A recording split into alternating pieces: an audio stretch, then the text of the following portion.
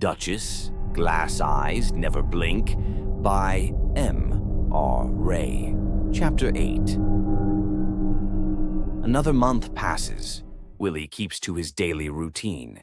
He wakes stiff and aching, the recliner shaping itself to him a little more each night. The blanket slips to the floor before dawn, and he leaves it there. He shuffles into the kitchen, starts the coffee pot, and waits at the table, staring at nothing until it sputters to life. Breakfast is always the same. 2 slices of toast, 1 left behind. The days blur together, each step mechanical, each morning stripped of meaning. Wanda drifts further away. He can go for days without seeing her. Sometimes he finds notes on the fridge in her thick, rounded pen. Had to meet Sarah, back tonight, maybe, or don't forget garbage day. Most evenings, the house is empty when he returns. If Wanda comes home at all, it's around 7. Hoodie and leggings, hair knotted into a messy bun. She drops her purse on the kitchen table, drinks half a glass of milk, and stands in the doorway without speaking. That's how it usually goes. But tonight, when Willy steps inside, something is off. Willy prepared his dinner as usual, chicken nuggets with some French fries, when he heard the front door open and close. He looked over his shoulder, and there she was. She was different now, softer at the jaw, a little round in the face. The belly was visible, even beneath the hoodie. Not a full pregnancy yet, but enough to show. He tried to guess how far along, but the numbers never came out in his favor. She said, "You left the garbage out. The raccoons got into it again." He nodded, not turning. "I'll fix it after dinner." Wanda finished her milk, rinsed the glass, and set it upside down in the sink. She didn't sit on the couch. Instead, she leaned against the kitchen counter, scrolling through her phone, the screen glowing blue on her face. He ate slowly, eyes shifting between Wanda in the kitchen, the cat on the mantel, the blur of news on the screen. Each one demanded his attention. Each one felt like it was hiding something. On his napkin, he drew the timeline again. The closing, move-in, the party, weeks. He circled the first night they moved in. He stared at the napkin until the numbers blurred. Could his calculation be off? Could this be his child? Wanda made herself a sandwich, turkey and mustard, no cheese. She ate standing, one elbow on the counter, eyes on her phone. Her gaze never strayed his way. He said, "Do you want to watch a movie?" She shrugged. "I'm tired. Maybe later." He tried again. "How was Sarah?" Wanda kept scrolling. "Fine. She got a new job. Real estate." He nodded, not sure what else to say. They sat in silence for a long time. The only sounds were the hum of the fridge and the tick of the wall clock. He finished his dinner. After a while, he said, "Wanda, can we talk?" She didn't move. "About what?" He hesitated. "About the party." She sighed, set the phone down, and looked at him for the first time. "Jesus, Willy, are you still on that?" He tried to keep his voice steady. "It's just, I remember you left with that guy, the tall one. I never saw you come back in." Wanda's eyes narrowed. "We talked. He left. Why are you so obsessed?" He shifted in the chair. I need to know." She shook her head. "Need to know what?" He stared at the napkin. "Are you sure about..." She locked on his eyes. "About what, Willy?" "You know, about everything." The word caught in his throat. She rolled her eyes and pushed away from the counter. "I'm going to bed," she said, and disappeared down the hall. He stayed in the chair, listening to the house breathe around him. The cat stared at him, glass eyes bright in the lamplight. A whisper slid through the quiet. "The baby's not yours. She lies." Willy's head jerked up, but the hallway was empty. Only the clock ticked. The next evening, Willy came home and parked in the driveway, in the same spot as always. He was surprised to see Wanda's sedan. Inside, the house was dark. He flipped the switch, and the bulbs buzzed to life. The smell hit him first, rust and copper, sharp as pennies. He called for Wanda, voice thick from a day of not talking. No answer. The smell grew stronger as he walked into the living room. At the corner, his foot slipped. He caught himself on the door frame. There on the carpet, Wanda lay curled on her side, one hand pressed between her legs, the other clawing at the baseboard. Red soaked through her nightgown. A pool of it widened around her hips, seeping into the beige carpet, staining her thighs and the cuffs of her sleeve. Her skin was gray, her lips open, her eyes rolled up in her head. He fell to his knees beside her. Grabbing a blanket, he tried to apply pressure. His gaze jerked to the mantel. The cat sat there, smug in its loaf, glass eyes catching the light.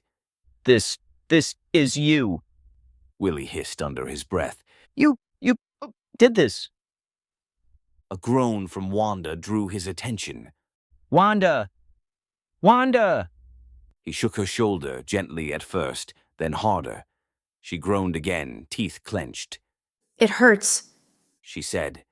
He grabbed his phone from his pocket. The screen was smeared with sweat. His fingers wouldn't work. He kept hitting the wrong numbers. He dialed 911, pressing the speaker tight to his ear. The operator's voice was too calm. 911, what is your emergency? My wife, she's bleeding. She's pregnant. There's blood everywhere. Please! Is she conscious? But barely. Is she breathing? Yes.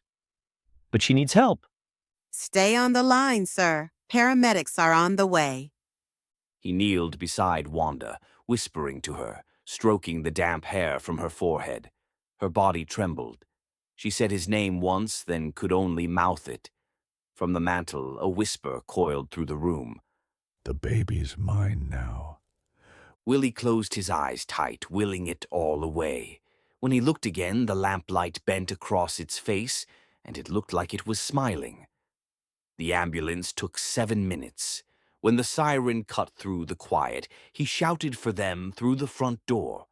2 paramedics, one old, one young, burst inside with a stretcher. They worked methodically, rolling Wanda onto her back, lifting her nightgown, pressing gauze to her legs. The older one snapped a blood pressure cuff on her arm, calling numbers to the other. Willy hovered at the edge, useless. They loaded Wanda onto the stretcher, buckled her in, and wheeled her out. The hallway was streaked with red. The carpet was ruined. Willy followed, unsure whether to grab a coat, a phone charger, or anything else. In the ambulance, he squeezed onto a bench beside the gurney. Wanda shook, her face slick and shining. The paramedic stuck an IV into her arm, taping it down. He asked her questions. How far along? Any pain before today? When did the bleeding start? She answered in gasps. 13 weeks, yes. This morning, it wouldn't stop. The paramedic nodded, noting it on the chart. He never looked at Willy. Willy watched Wanda's hand. Even on the verge of unconsciousness, she held it over her belly, fingers splayed as if trying to hold something in. At the hospital, the doors slid open, and they pushed her inside. The ER was a tunnel of white light and linoleum. Nurses in blue scrubs moved her to a bed, cut away the gown, and started more IVs. Voices barked orders. Willy stood against the wall, out of the way. A nurse asked, "Are you the father?" He nodded, unsure. I'm her husband. "You need to wait in the lobby. She said. Someone will come get you." He sat in the waiting room, hands sticky with blood and sweat. The plastic chairs were arranged in neat rows, all bolted to the floor. A TV played cooking shows with the sound off. He checked his phone every minute, though no one was texting him. Willy leaned forward, elbows on knees. 2 nurses passed behind him, murmuring about a schedule change. Yet over their words he heard another voice, low and intimate. She carried another man's child. He spun around. Empty chairs, just the hum of the vending machine. That voice. It was familiar, but he couldn't place it. Other than the nurses walking away, the waiting room was empty. Minutes passed. An hour, maybe more. At last, the doctor appeared, clipboard in hand, his expression worn but gentle. He sat across from Willy. "We did everything we could," he said quietly, his hand reaching out and placing it on Willy's forearm. "I'm sorry. The pregnancy couldn't be saved. But your wife is stable now. She needs rest." Willy nodded, eyes fixed not on the man's face but on his shirt pocket, a pen and a lollipop, the kind they gave to children. The doctor hesitated, then asked, "Do you need anything? Water? Food? Someone to call?" Willy shook his head. No, I'm fine. "You don't look fine." I just need to see her. The doctor gave a slight nod. "You will. Soon." He rose and left, his shoes whispering down the hall. Willy leaned back, staring at the floor until it blurred. He thought he should cry. Instead, he felt empty. Relief. Then guilt for feeling it. Willy gripped the armrest of the plastic chair until his knuckles cracked. The doctor had left him alone with the silence. The hospital room was a rectangle of dirty light and hard edges. Willy sat in the visitor's chair, hands locked together. Wanda lay in the bed, arms limp at her sides, a thin sheet drawn up to her chin. The blanket was hospital green, the same shade as the walls. A monitor beeped every 2 seconds. A nurse had told him Wanda was sedated, that she needed to sleep off the shock. She would wake up when she was ready. Willy stared at her face, waiting for the eyes to open, for the lips to move. Sometimes she twitched, a finger or an eyelid, but nothing more. The room was quiet except for the beeping and the distant shuffling of shoes in the hallway. Willy thought about saying something, but nothing came. He watched Wanda sleep. After a while, she woke. It was slow, a flutter of lashes, a tensing of the jaw. The eyes opened a crack, then a little more. She blinked at the ceiling, then at him. He tried to smile. Hey there. How you feeling? She stared for a long time. Her eyes were red, the lids swollen. She swallowed, then said with a low voice, Is it gone? He nodded. I'm sorry. She closed her eyes again. I felt it leave. She said, I felt our baby leave. the voice. It was never yours. Willy ignored it. He focused on Wanda, not knowing what to say. He reached for her hand, but she pulled it away. Are you okay? He tried. She made a noise, not quite a laugh. Do I look okay? He shook his head and then stopped. They stared at each other in silence. The beeping counted the seconds between them. Wanda said, You never wanted it anyway. That's not true. he said, but the words came out thin. She opened her eyes and fixed them on his face, then said, You're a liar, Willy. He tried to meet her gaze, but looked down instead. She said, Why did you even come? You didn't want a kid. You don't want me. He tried to protest, but the words caught in his throat. I do. He tried. She laughed again, a wet, hollow sound. You can't even pretend. He stared at the wall. A poster showed a cartoon heart with arms and legs running a marathon. He wondered who thought that would make anyone feel better. Wanda let her head fall back. She stared at the ceiling for a while, then turned away, facing away from Willy. Her shoulders shook. He thought she might be crying, but the room was too quiet for that. He stayed for an hour, maybe more. A nurse poked her head in. Visiting hours are over. She said. You can come back tomorrow. He stood, legs stiff. Since Wanda's eyes were closed, he didn't say goodbye. He watched her for a minute, then left. The hallway was empty. The floor was polished and the lights were bright. He walked slowly with the sound of his own footsteps following him. He walked out to the lobby, then froze. The man from the party was there, the tall one, dark hair, expensive watch. He held a bouquet, cellophane crinkling in his fist. He walked with purpose, ignoring the receptionist, heading straight for the elevator. Willy's heart banged in his chest.